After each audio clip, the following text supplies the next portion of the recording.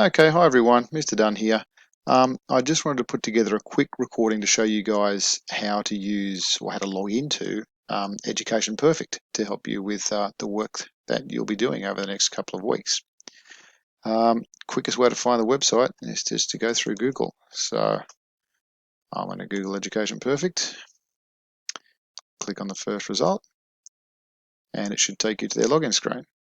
So their login screen, when it comes up, looks a bit like this. So your username is simply CHHS for Coffs Harbour High School. Then it's your first name followed by your last name.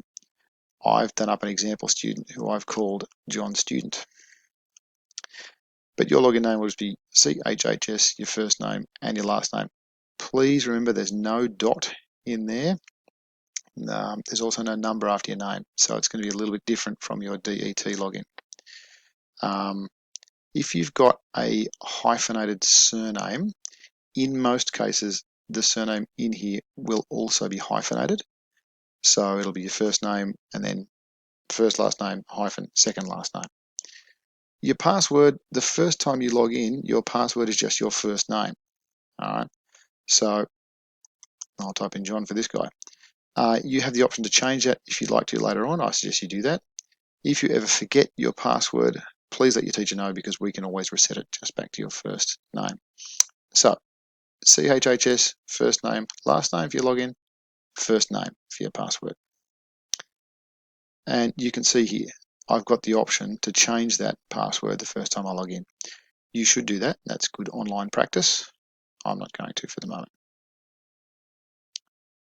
So you can see here, John's already logged in. He's got a Chinese account.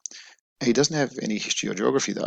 So what I'm going to do, I'm going to add or remove a subject. So I click on that one there, and you can see I can select history. There's a lot of other stuff down here as well. But all we're interested in right now is the history. So I'm going to select that, get rid of that maintenance notice, and then I'm done. So this is now what your homepage should look like. The most important bits you need to look at are the subjects that you've got, and up here you can see there's a thing that says tasks and assessment. Now that's where the work that your teachers set you is going to be. So I'm going to click up on there.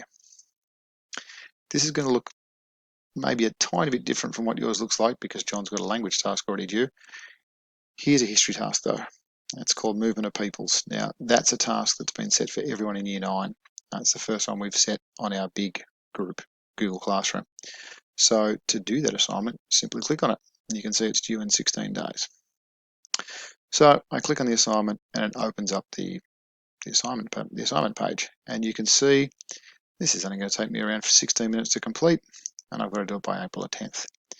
And you can see we've got 3 activities. We've got migration, further migration, Chinese and Europeans. And John has completed 0 of any of that. So to do an activity, simply click on it.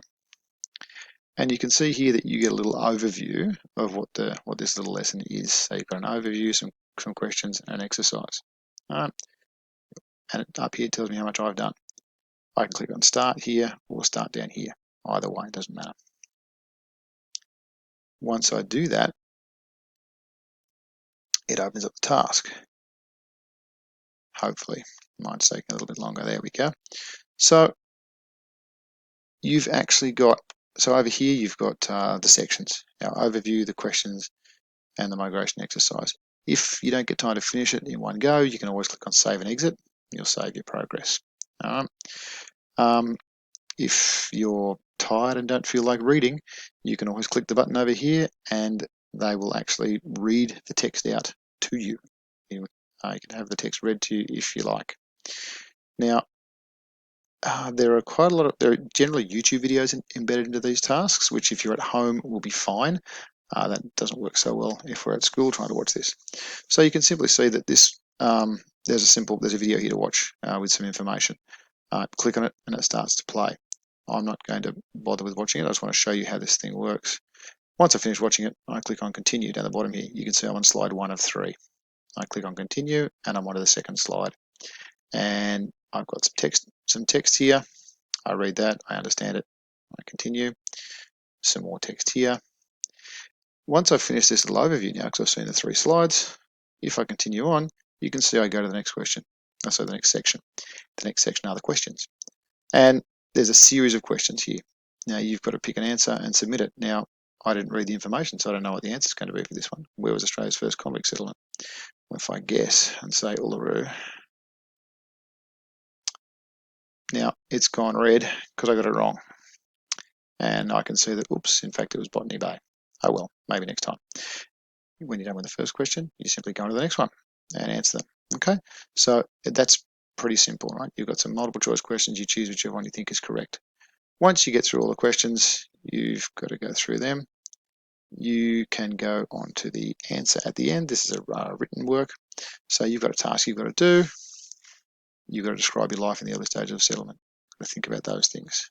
And you simply type your answer in there. Okay. When you've typed something in, you click down the bottom and you're done. And so once you're done, you simply save your progress and you're out of it. And that's all there is to it. So it's very simple to use. Okay. I'm just clicking back to get back to my home page. Right. So this is our home page. We can click on our subjects to see what we've got due.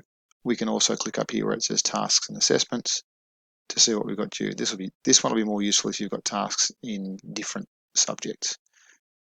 Okay, so that's really all there is to it. I think from the HISI point of view, we're going to be submitting work pretty regularly for you to do in Education Perfect if we've got to stay away from school for a while. So it would really be useful if you can get used to using this. If you've got any questions about it or you get stuck, you can always email your classroom teacher, or you can post a message with a question in our Google Classroom, and we'll get onto that as quickly as we can so that we can help you get back to your learning with the least amount of disruption possible. So, all right, guys, good luck with it, and I hope everything goes well.